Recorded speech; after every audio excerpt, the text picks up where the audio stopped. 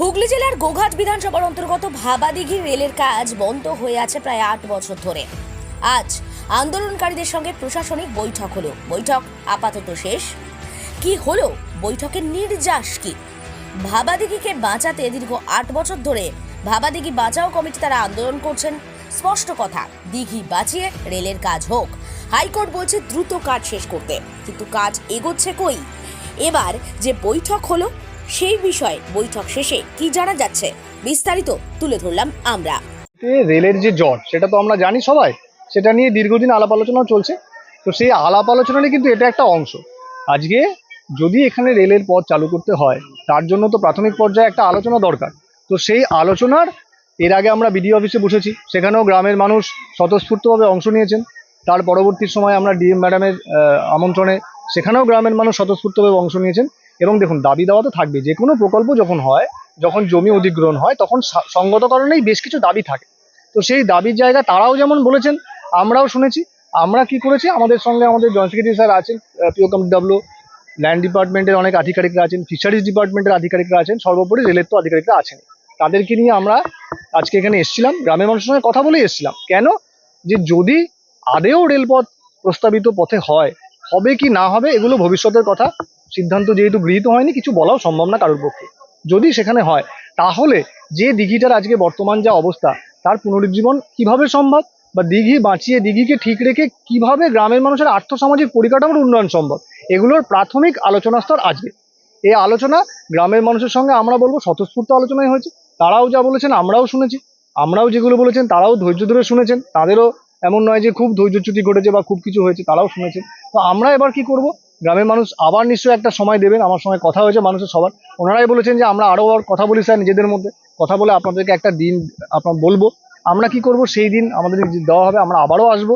এসে আমরা প্রথম আমাদের লক্ষ্য, যেটা ডিএম ম্যাডাম বারংবার বলছেন, যে একটা এত বড় দিঘি যাকে কেন্দ্র করে গ্রামের এত বড় সামাজিক কাজকর্ম চলছে, সেটাকে পুনরুজ্জীবন তথা প্রাণদান, সেটা নিয়ে আমরা পরবর্তী পদক্ষেপ ভাববো। এবার যেমন যেমন সময় প্রশাসনিক নির্দেশ যা থাকবে, ঊর্ধ্বতন কর্তৃপক্ষের যা যা নির্দেশ থাকবে, আমরাও সেই মতো এগিয়ে যাবো। এটুকু। আজকে আমাদের বৈঠকে আমাদের রেকর্ড ক্লাস ডিপার্টমেন্ট থেকে পিও কাম ডিডব্লিউ স্যার ছিলেন, স্পেশাল ল্যান্ড অ্যাকুইজিশন অফিসার ছিলেন, রেলওয়ে ডিপার্টমেন্ট থেকে অ্যাসিস্ট্যান্ট ইঞ্জিনিয়াররা ছিলেন, ফিশারিজ ডিপার্টমেন্ট থেকে অ্যাডিশনাল ডিরেক্টর ফিশারিজ এক্সটেনশন অফিসাররা ছিলেন, আর এছাড়াও আমাদের বিএলআরও সাহেব ছিলেন, আর গ্রামের মানুষ তো সবাই ছিলেন। আলোচনা বলতে বিডিও সাহেবের নেতৃত্বে প্রশাসনের বিভিন্ন ডিপার্টমেন্ট থেকে এসেছিলেন। ওরা এসে গ্রামের মানুষের সাথে, যেহেতু একটা নতুন জাজমেন্ট এসছে, আমাদেরকে ফোন করেই বলে যে আমরা একবার গ্রামে যাব, আপনারা থাকবেন, বিভিন্ন ডিপার্টমেন্ট থাকবে। এর আগে আমরা 10 তারিখে, সম্ভবত মে মাসের 10 তারিখে আমরা ডিএম অফিসে গিয়েছিলাম। সেখানে একটা প্রশাসনিক আলোচনা হয়েছিল। সেখানে ডিএম ম্যাডামের কাছ থেকে একটা আলোচনা উঠেছিল যে ফিশারি ডিপার্টমেন্ট নিয়ে ভাবাদিঘিতে যেহেতু একটা দীর্ঘদিন সংস্কার না থাকার পরিবর্তে দিঘিটা যে এক প্রকার মৎস্য চাষের অনুপযুক্ত দিক থেকে এগিয়ে যাচ্ছে, সেইটাকে কিভাবে ডেভেলপ করা যায়, বা সেই বিষয়টা নিয়ে ফিশারি ডিপার্টমেন্টকে এর আগেও আমরা বিভিন্ন গ্রামবাসীদের সিগনেচার করিয়ে লিখিত আকারে দিয়েছিলাম। ফিশারি ডিপার্টমেন্টকেও জানিয়েছিলাম যে এত বড় একটা জলাশয় হত্যা করে কিভাবে রেল লাইন যেতে পারে। ফিশারি ডিপার্টমেন্টের যে আইন, 5 কাঠা জলাশয়ের উপরে কোনো যদি ওয়াটার বডি ধ্বংস হয়, সেক্ষেত্রে ফিশারি অ্যাক্ট লাগু হয়। সেক্ষেত্রে আমরা ফিশারি ডিপার্টমেন্টকে জানিয়েছিলাম। সেই ডাকে সাড়া দিয়ে হুগলি জেলাতে ডিএম ম্যাডামের যে অফিসেতে যে প্রশাসনিক বৈঠক হয়েছিল, সেখানে ফিশারি ডিপার্টমেন্টের আধিকারিকরা উপস্থিত ছিলেন। আজকে সেই ফিশারি ডিপার্টমেন্টের তরফ থেকে বিডিও সাহেবের নেতৃত্বে ওরা গ্রামে পরিদর্শনে এসেছিলেন। এবং এই যে ভাবাদিঘিতে যে বর্তমান যে পরিমাণ জল আছে, সেই জলটা আরও কত পরিমাণ বাড়ানো যাবে, বা এই সংক্রান্ত বিষয় নিয়ে ওরা একটা জমি জরিপের ব্যাপারে প্রস্তাব আমাদেরকে দিয়েছিলেন। আমরা সেটা গ্রামের মানুষরা এখনই একটা সিদ্ধান্ত করে ওনাদিকে জানালাম যে সেই সংক্রান্ত বিষয়টা নিয়ে আমাদের পরে একদিন বসা হবে, সেটা ডেট এবং টাইম আমাদেরকে জানিয়ে দেওয়া হবে, বা বিডিও সাহেব আমাদেরকে জানাবে। আমরা গ্রামের মধ্যে সেটা আলোচনা করে কবে কোন তারিখ হবে সেটা আপনারাও জেনে যাবেন। কাজ শুরু হবে সেটা তো রেল বা রাজ্য প্রশাসন বুঝতে পারবে। মহামান্য কলকাতা হাইকোর্ট 6 মার্চ একটা জাজমেন্ট দিয়েছে, এবং সেই জাজমেন্টের পরিপ্রেক্ষিতে আমরা সুপ্রিম কোর্টে গিয়েছিলাম। সুপ্রিম কোর্টে যে 14 মে যে জাজমেন্ট এসেছে, সেই জাজমেন্ট অনুযায়ী কলকাতা হাইকোর্টে প্যারাগ্রাফ 2-এতে যে টোটাল যে সাজেশন ছিল, সেই সাজেশনগুলোকে অর্ডার হিসাবে দেখার জন্য বলেছি। এবার রেল ভাবাদিঘির উপর দিয়ে নিয়ে যাবে। রেল সেটা সুপ্রিম কোর্টের জাজমেন্ট কতটা মানবে আর কতটা মানতে পারে বা মানবে কি না, সেটা রাজ্য প্রশাসন, লোকাল অ্যাডমিনিস্ট্রেশন ভাববে। আমরা দেখব সুপ্রিম কোর্টের যে জাজমেন্ট, সেই জাজমেন্টের বাইরে কোনো কিছু যেন না হয়। সেটা না হলে আমাদের গণতান্ত্রিক পদ্ধতিতে যেমন আন্দোলন আছে, সেটা আন্দোলন চলবে।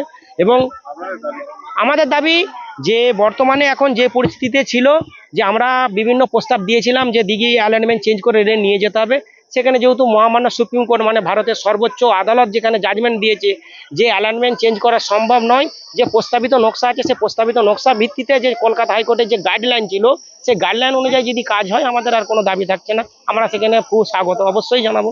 জাজমেন্টের মধ্যে থেকে যদি রেলের কাজ ভাবাদিঘিতে হয় আমরা অবশ্যই স্বাগত জানাবো। প্রিন্সিপাল অটো প্যালেস, এখানে পাবেন উন্নত মানের হিরো, হন্ডা এবং টিভিএস কোম্পানির বাইক। বিশেষ অফার চলছে, আজই যোগাযোগ করুন। দিঘরা, নতুন বাজার, বালি, গোঘাট, হুগলি। যোগাযোগের নম্বর 8900011146। দেরি না করে আজই আসুন। আরামবাগ মতিলাল টেলিশপ ও স্যামসাং সার্ভিস সেন্টার, অনলাইন বা যে কোনো দোকানের থেকে সস্তা। আপনাদের সকলের প্রিয় মতিলাল মোবাইল, তাই আজই আসুন। পুরানো মোবাইল সারানোর চেয়ে বেশি দামে এক্সচেঞ্জ, 0% ইন্টারেস্টে, 0 ডাউন পেমেন্ট, 0 কস্টে মোবাইল ফাইন্যান্সের সুবিধা। আমাদের ঠিকানা পুরাতন বাজার, আরামবাগ হেডপোস্ট অফিসের বিপরীতে, আরামবাগ, হুগলি। আমাদের যোগাযোগ নাম্বার 7001304430।